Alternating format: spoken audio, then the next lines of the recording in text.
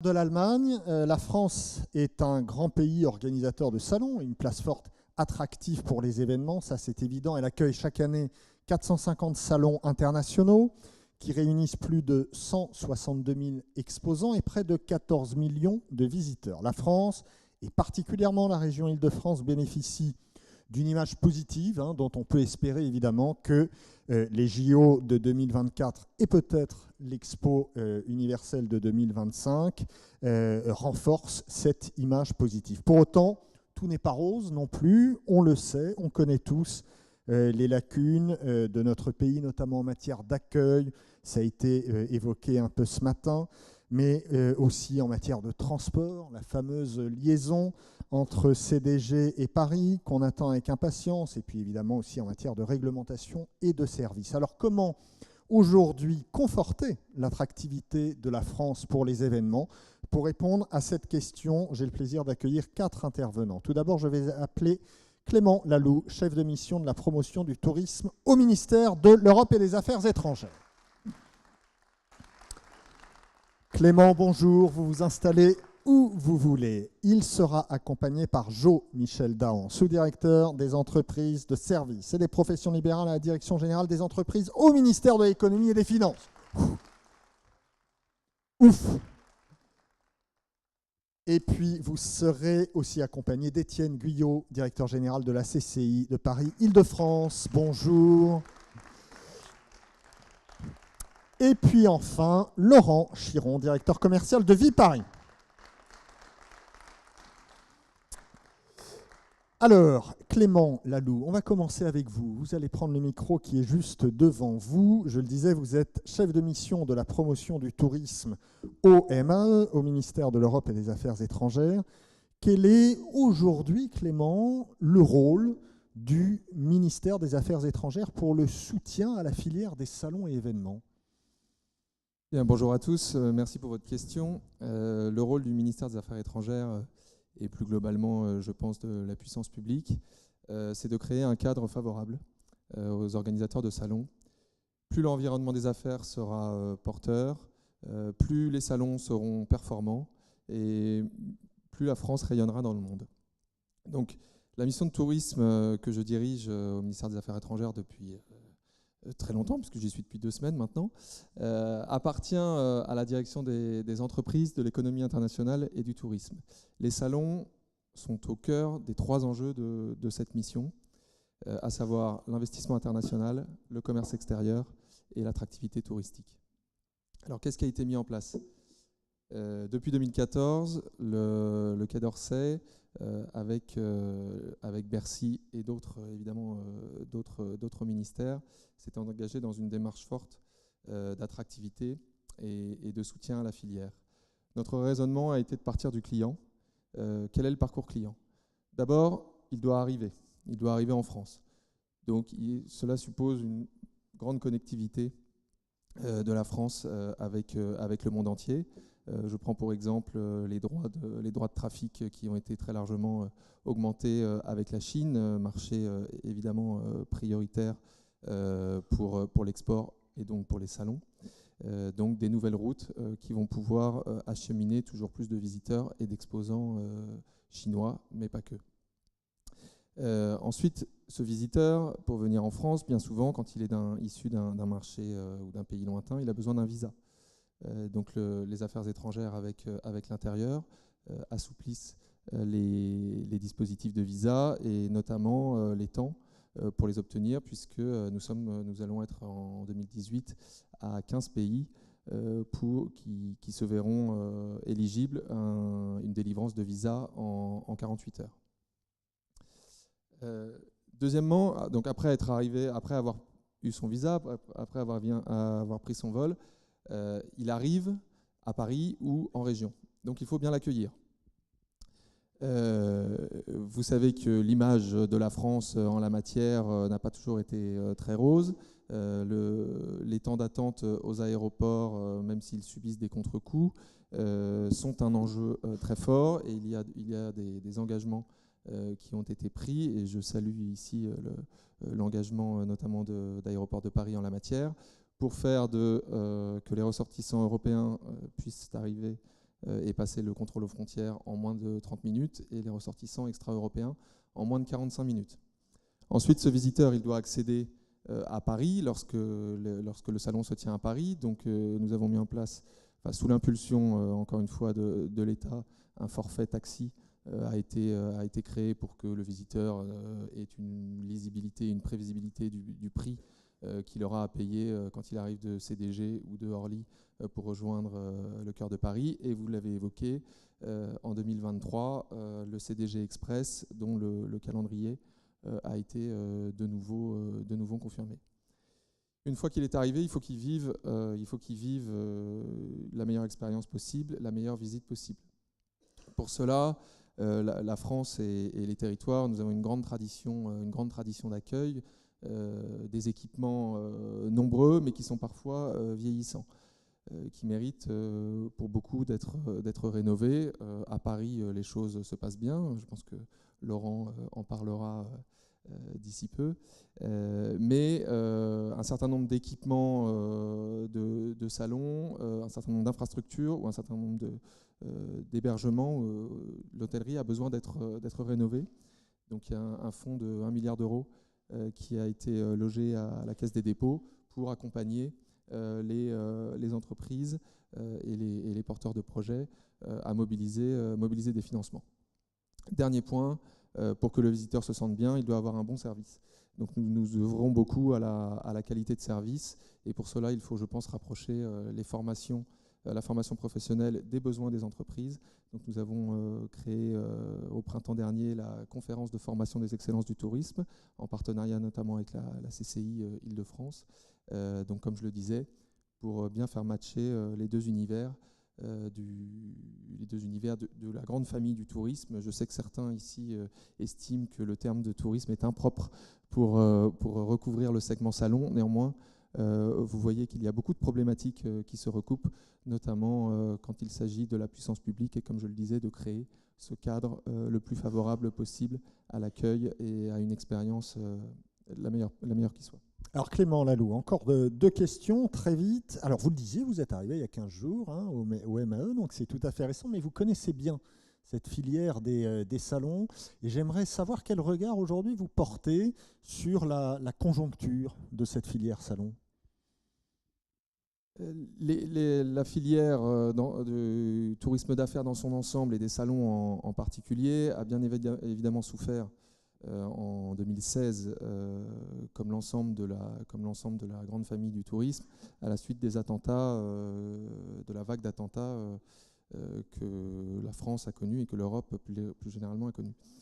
Néanmoins, ça a été une filière qui a été beaucoup plus résiliente que l'ensemble du tourisme. Bien sûr, les salons franciliens ont connu une certaine décroissance, mais elle était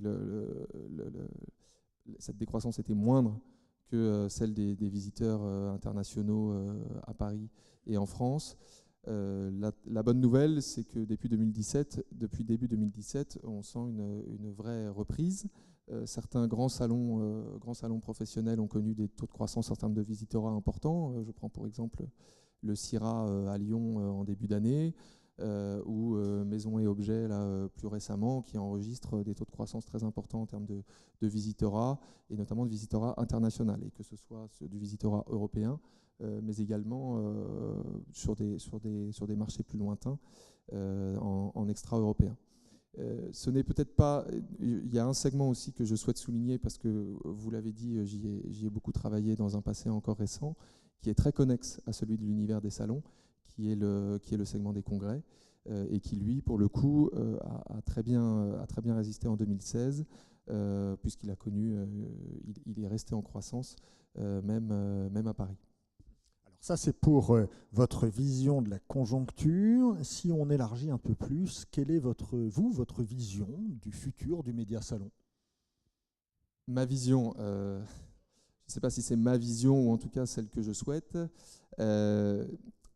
L'avenir, je pense, des salons, d'abord, est à une plus grande reconnaissance de tout ce que ce secteur apporte à l'économie française.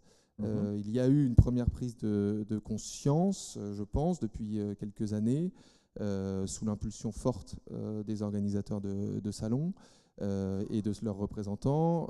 Jean-Michel Dahan vous parlera dans un instant du contrat de filière rencontre d'affaires et événements professionnels qui fêtera bientôt son anniversaire de 1 an dans quelques jours, donc sous l'égide de Bercy et du Quai d'Orsay et de beaucoup de représentants de l'univers des salons qui sont présents ici. Donc, je le disais, une très grande reconnaissance de la filière. Vous pouvez tous faire confiance à l'engagement sans faille de Renaud Hamed, qui est vice-président de cette filière et qui, je pense, est un ambassadeur connu et reconnu et qui apporte toute son expérience et tout le pragmatisme dont parfois l'administration a besoin pour faire avancer les choses.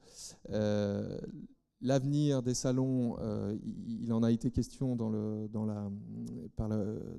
la table ronde précédente, je pense, est au renouvellement. Les salons doivent créer de la valeur, ils doivent créer de la valeur pour leurs visiteurs, pour leurs exposants. Cela suppose de réinventer leur modèle en permanence. Nous avons des forces en France, non seulement à Paris, mais dans les territoires, qui peuvent apporter énormément et cet ancrage de plus en plus fort du salon dans son territoire est un enjeu très fort. Je reviens à ce que je disais au début pour le rayonnement de la France.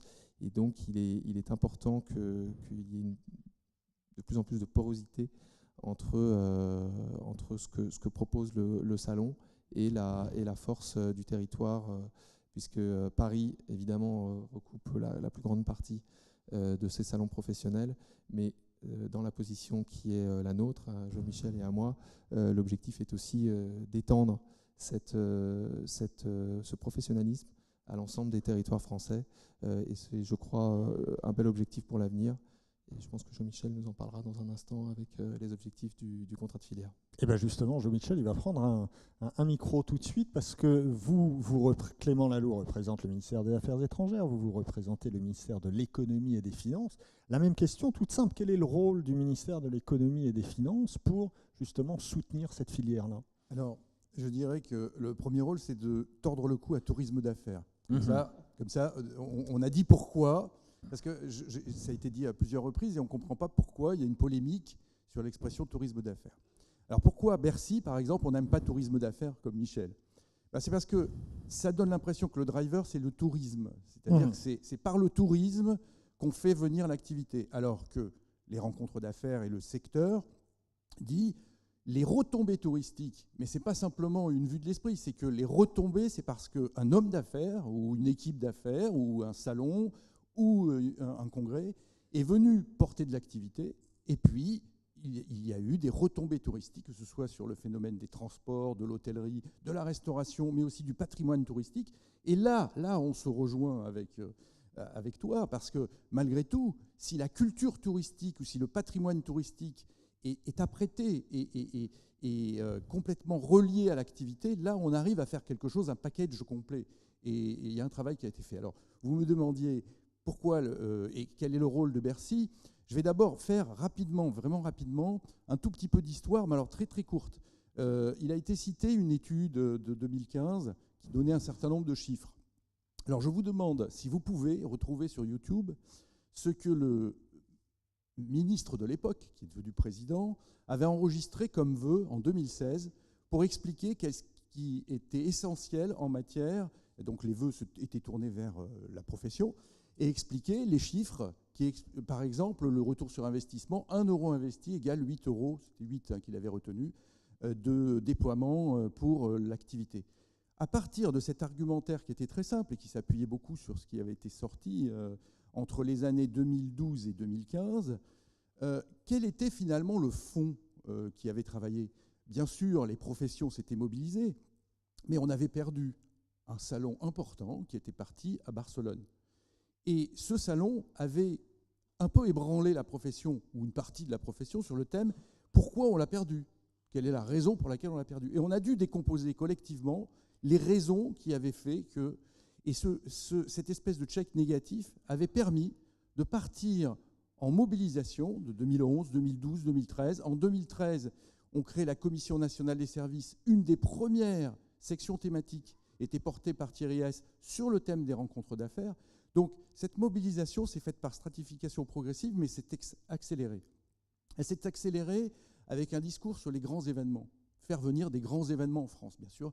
Vous comprenez tout de suite qu'on avait comme vision les JO, mais on n'avait pas que les JO. D'abord parce qu'on avait perdu les JO aussi. On avait perdu ce salon, mais on avait perdu les JO de 2012. Il a fallu attendre 12 ans donc, pour les retrouver.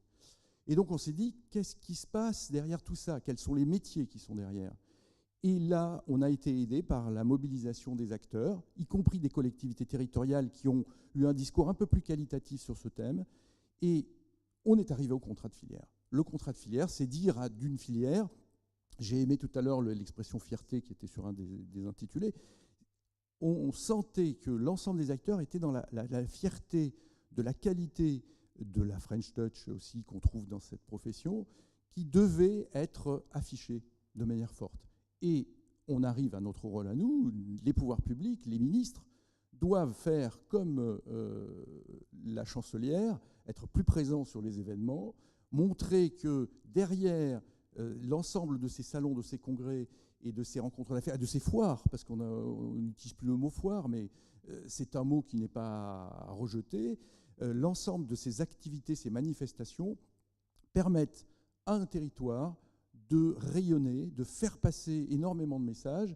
Et ce qui a été dit par le sociologue aussi tout à l'heure, c'est-à-dire cette espèce de mélange un peu sacrétique de fourmillement d'activités et de savoir-faire, sont aujourd'hui patents.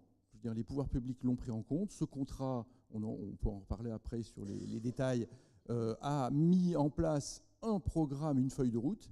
Et c'est cette feuille de route que l'ensemble des pouvoirs publics et des acteurs est en train de mettre en œuvre. Alors justement, quelles sont les actions qui pourraient permettre à la filière de se développer? Vous parlez de ce fameux contrat, on peut peut-être y revenir dessus assez rapidement, et puis peut-être d'autres actions. Alors rapidement, notamment parce que je veux laisser à Renaud, j'imagine qu'il le porte ce contrat, hein, il l'incarne. On parlait d'incarner, il l'incarne.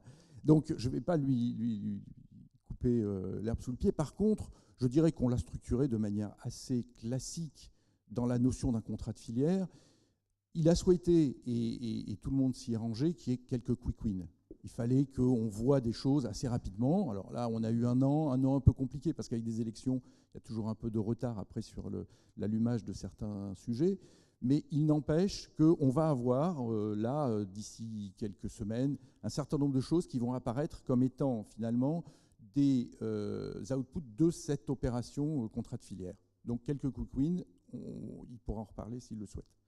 Et puis, un certain nombre d'opérations plus de structuration de fonds tournées vers l'ensemble des acteurs de la filière elle-même. Alors, les acteurs se sont mobilisés. Vous avez parlé d'écoles, de formation.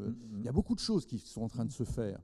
On a vu aussi, c'était intéressant, excusez-moi, je fais un peu de synthèse, hein, c'est peut-être un peu votre boulot, mais... Non, mais faites-le à ma place avec grand plaisir. Je le prends à mon compte parce que j'ai assisté avec vraiment de l'attention à l'ensemble, et j'ai trouvé que ce qui était dit sur la digitalisation, qui est un peu compliqué, c'est-à-dire on sent qu'il y a beaucoup de choses qui se font, d'ailleurs beaucoup de témoins ont montré des expériences de digitalisation plutôt réussies, et en même temps, le modèle n'est pas tout à fait stable, et il y a même des endroits où il y a quelques échecs qu'il faut constater.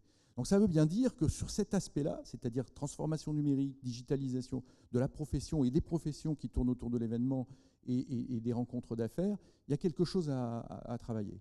Et puis, il y a également tout un sujet envers les collectivités territoriales. Quel discours adopter par rapport à ce secteur? Quelles sont les priorités à donner? Avoir son salon, plutôt son palais des congrès ou son lieu, c'est une chose, mais le faire vivre, le rendre économiquement viable, essayer de faire le nécessaire pour que justement l'ensemble des réseaux qui doivent en être irrigués soient véritablement au diapason de cette opération, ce n'est pas toujours aussi simple, et ça demande un dialogue assez fourni entre les pouvoirs publics au niveau national, mais nous n'avons pas toujours les clés de certains sujets qui se gèrent au niveau territorial. Et justement, vous représentez l'État, on sait que les territoires jouent un rôle, vous le dites, très important dans cette filière. Quelle gouvernance pourrait permettre une meilleure articulation entre l'État et les territoires aujourd'hui? Alors ça, c'est la vraie question. Quelle gouvernance? Pas seulement dans ce domaine. Mais quelle gouvernance permet à un État central jacobin, historiquement jacobin, de dialoguer avec les Girondins et l'ensemble des territoires? On n'a pas encore trouvé la martingale, ça se saurait. Par contre, on sent bien que c'est un des sujets, notamment y compris dans le dialogue budgétaire, financier, global, des crédits publics, qui va devoir apparaître dans les mois, les années qui viennent. Et du coup, le secteur dont nous parlons aujourd'hui sera au cœur de dialogue sur ce thème de l'interaction entre les réglementations, parce qu'il ne faut pas oublier aussi que par contre, nous représentons le sujet réglementation, et puis les sujets d'animation et